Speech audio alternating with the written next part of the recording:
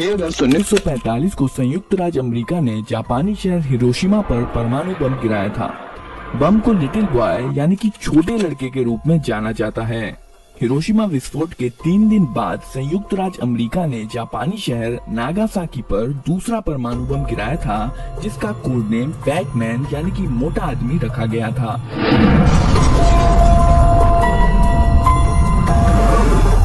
Hiroshima बम little boy में 15 kiloton विस्फोट करने के लिए 64 किलोग्राम समृद्ध यूरेनियम का इस्तेमाल किया गया था। इसकी तुलना अगर नागासाकी बम फैटमैन से करें तो फैटमैन में 21 किलोटन का विस्फोट पैदा करने के लिए केवल 6.4 किलोग्राम प्लूटोनियम का इस्तेमाल किया गया था, जिसका मतलब है फैटमैन लिटिल बॉय की तुलना में ज्यादा एफिशिएंट है। फैटमैन का निर्माण वैज्ञानिकों और इंजीनियरों ने मैनहट्टन प्रोजेक्ट के दौरान लॉस एलमोस प्रयोगशाला में किया था। मैनहट्टन प्रोजेक्ट के दौरान Robert Oppenheimer loss Alamos laboratory का निर्देशक था। उसे अक्सर परमाणु बम के पिता के रूप में जाना जाता है।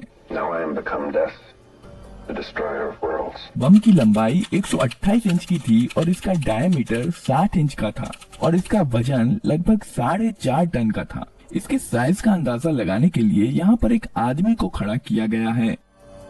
आइए अब हम फैटमैन के अंदर के हिस्सों को करीब से देखते हैं। फैटमैन एक प्लूटोनियम स्फीयर द्वारा संचालित था, जो कि एक सॉकर बॉल के आकार जैसा होता है। इस गोली का वजन मात्र 6.4 किलोग्राम था, लेकिन यही स्फीयर भयानक विस्फोट के लिए जिम्मेदार था। प्लूटोनियम के अंश प्राकृतिक रूप से पाए जाने वाले यूरेनियम की खदानों में पाए जाते हैं। प्लूटोनियम एक रेडियो एक्टिव मेटेलिक एलिमेंट है, जिसकी खोज 1940 में हुई थी। प्लूटोनियम स्फीयर विस्फोटक पदार्थों से घिरा हुआ रहता है। ये विस्फोटक लेंसेज हैं। यह एक विशेष आकार का चार्ज है जो 60% RDX और 40% TNT से मिलकर बना है। बम में 32 ब्रिज वायर डिटोनेटर्स लगे होते हैं, जिन्हें एक्सप्लोसिव लेंसों पर लगाया जाता है। बम के एक तरफ 24 वोल्ट की बैटरी लगी होती है, जो फ्यूजिंग सिस्टम से जुड़ी होती है। 9 अगस्त 1945 सुबह के समय बोइंग B-29 सबर्ड फोर्ट्रेस ने फैटमैन के साथ टिनयान से टेक ऑफ किया। असल में पहले बॉम्ब गिराने का टारगेट जापान का कोकुरा शहर था, पर जब 7 घंटे उड़ान भरने के बाद जहाज टारगेट शहर के ऊपर आया, तब घने बादल और धुएं के कारण बॉम्बर्स कोकुरा शहर पर बम नहीं गिरा पाए और इसलिए उन्होंने अपना टारगेट बदलकर नागासाकी कर लिया। नागासाकी एक बंदरगाह शहर था, जो वर्तमान शहर से लगभग 170 किलोमीटर की दूरी पर स्थित था। यह 2,63,000 लोगों की आबादी वाला एक बड़ा शहर था। लगभग 17,000 फीट की ऊंचाई से फैटमैन को नागासाकी पर गिरा दिया गया। 47 सेकंड बाद फैटमैन लगभग 1600 फीट की ऊंचाई पर पहुंच गया।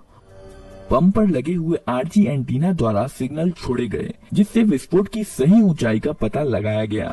रडार एल्टीमीटर का उपयोग करके अंतिम रूप से सही ऊंचाई कंफर्म की गई।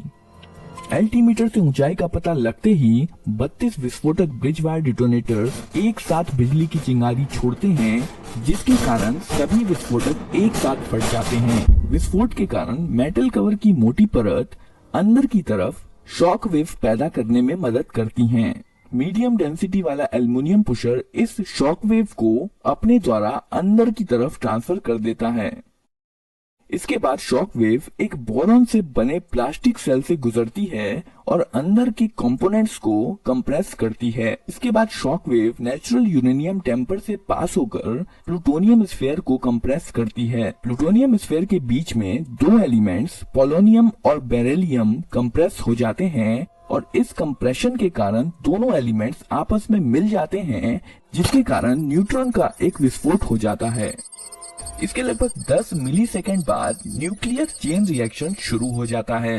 चेन रिएक्शन में न्यूट्रॉन प्लूटोनियम के एक एटम से टकराता है और प्लूटोनियम का एक एटम 2 में विभाजित हो जाता है। इस प्रक्रिया में 2 न्यूट्रॉन निकलते हैं और साथ ही साथ एनर्जी भी रिलीज होती है।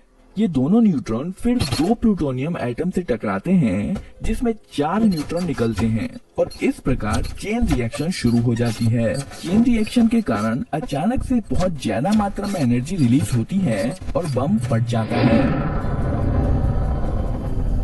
बम को अगर जमीन पर फोड़ा जाता तो इसकी काफी एनर्जी धरती में चली जाती और इसका असर अपेक्षाकृत छोटे इलाके तक सीमित रह जाता।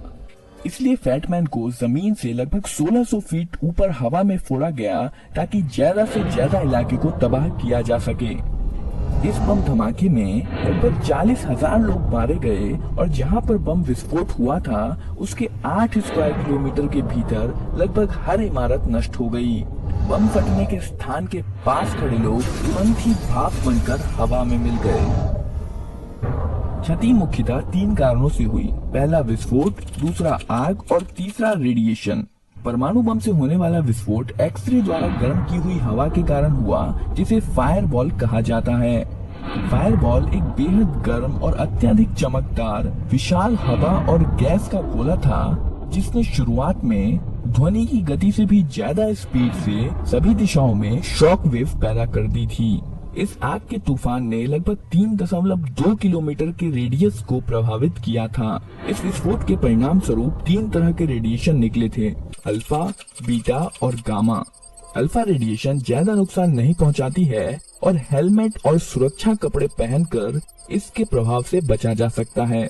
बीटा पार्टिकल इससे ज्यादा खतरनाक होते हैं और त्वचा को छेद कर नुकसान जैसे कि त्वचा में जलन पहुंचाने में सक्षम होते हैं। पर सबसे ज्यादा खतरनाक जो रेडिएशन होता है वो है गामा रेडिएशन, क्योंकि इसकी भेदने की क्षमता काफी ज्यादा होती है और यह मानव शरीर को पूरी तरह से भेद सकती है, जिसके कारण लंबे समय तक रहने वाले रोग हो सकते हैं जैसे कि कैंसर और हृदय रोग। बस इतना ही नहीं, गामा रेडिएशन जीन में बदलाव करके वंशानुगत दोष भी पैदा कर सकता है। दोस्तों, अगर आपको लगता है कि 1945 में नागासाकी और हिरोशिमा पर होने वाले परमाणु हमले अत्यधिक विनाशकारी थे, तो बस आप इतना जान लीजिए कि आज के जमाने के जो परमाणु बम हैं, उसके सामने नागासाकी और हिरोशिमा पर फोड़े जाने वाले परमाणु बम दिवाली में फोड़े जाने वाले पटाखों के समान हैं। हिरोशिमा और नागासाकी को मिलाकर जितना बड़ा विस्फोट हुआ था, उसकी तुलना में रशिया का अकेला टेसार बम 1400 गुना ज्यादा धमाका कर सकता है। दोस्तों, ये वीडियो आपको कैसी लगी कमेंट करके जरूर बताइए और वीडियो को लाइक, चैनल को सब्सक्राइब जरूर कर दीजिए।